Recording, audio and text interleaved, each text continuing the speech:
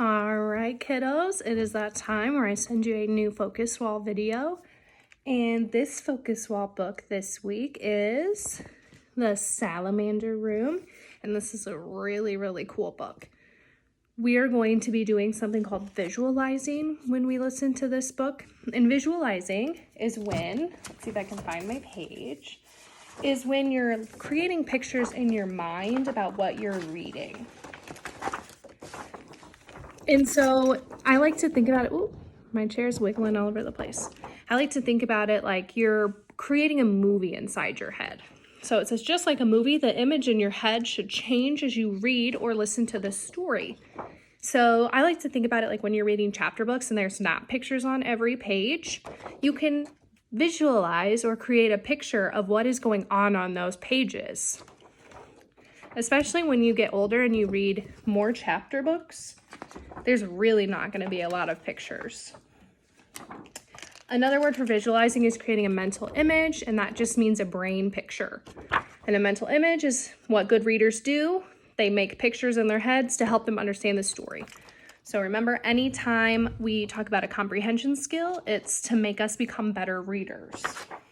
To practice this skill, what you're gonna do, where's my book? Here it is. What you're gonna do is you're gonna listen to the story first with your eyes closed, or even you could have it set up and then you listen from over here, because I want you to visualize what's happening when you listen to this story. And then you'll listen to it a second time and you'll get to see what actually happens or what you're actually seeing. And this book is kind of tricky based on the genre it is. Some could say it's realistic fiction, which means it's fiction fake, but could happen because it's kind of like a dream that's happening. Or you could say it's fantasy if you really think what's going on in the story is actually happening. So you guys can really decide what you think that the genre of the story is. But it is fiction. This is not a true story. This is not facts. With this story, we're also going to be practicing summaries again, and we really practice summaries with every single book.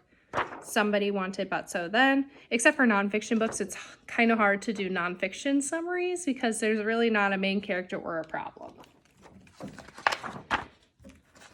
There's your hand to remind you somebody wanted But So Then. And here are our vocab words. And as always, I will do another video where I talk more in depth about our vocab words, but I'll read them to you. We have boulder, multiply, sail, fern, hoot, and roost. Those are our vocab words. Because we are visualizing and creating those pictures in our brain, we're going to be really focusing on adjectives. So we've talked about nouns, we talked about verbs this past week, and now we're talking about adjectives, which are describing words. And those are really good when we're developing those mental images in our head, because it's kind of boring if you see, oh, I see a dog. Okay, well, what kind of dog do you see? Oh, I see a big dog. It's brown. It has a couple spots. It barks a lot. Like, do you see how that's more exciting and you can visualize that better? And when authors write with a lot of adjectives, it makes it super easy for readers to visualize what's going on because they're painting that picture for you with all those adjectives. So we're going to be focusing a lot on these. Our activities tomorrow. After you listen to the story and you practice visualizing to Salamander Room, you're going to read this poem called Nature's Way.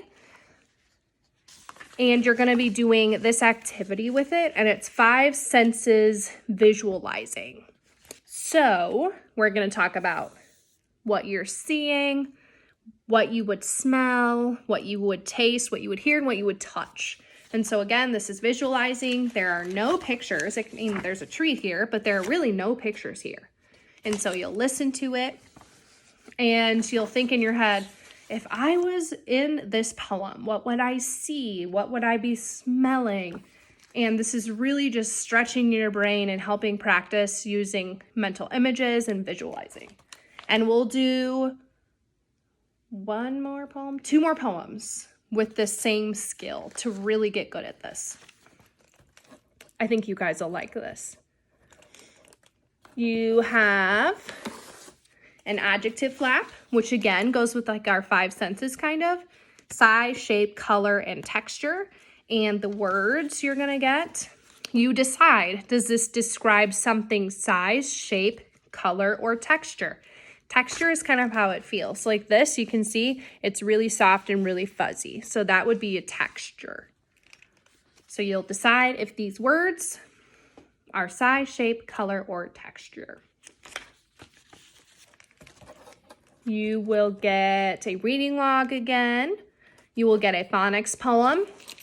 And our phonics chunk is ACK. It's a short A, and then the CK together makes a K sound. So our words are going to be back, pack, rack, sack, I'm getting stuck, tack, crack, stack, track, whack, which is a good sound word, and quack, another good sound word.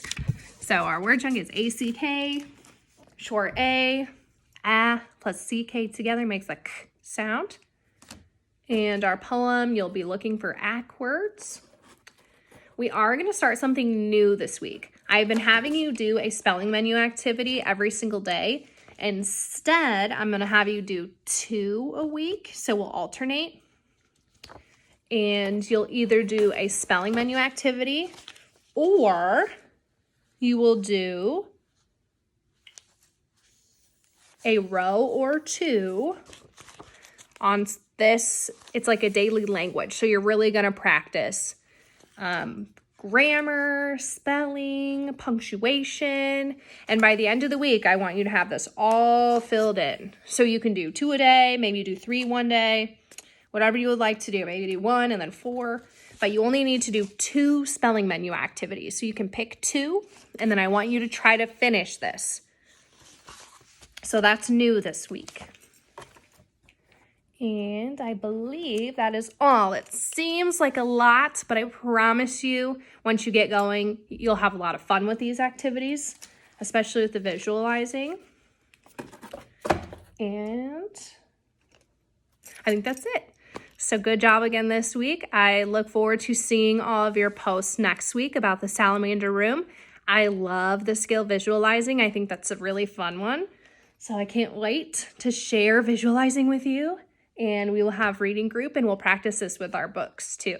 So I will see you guys on the next one. Bye guys.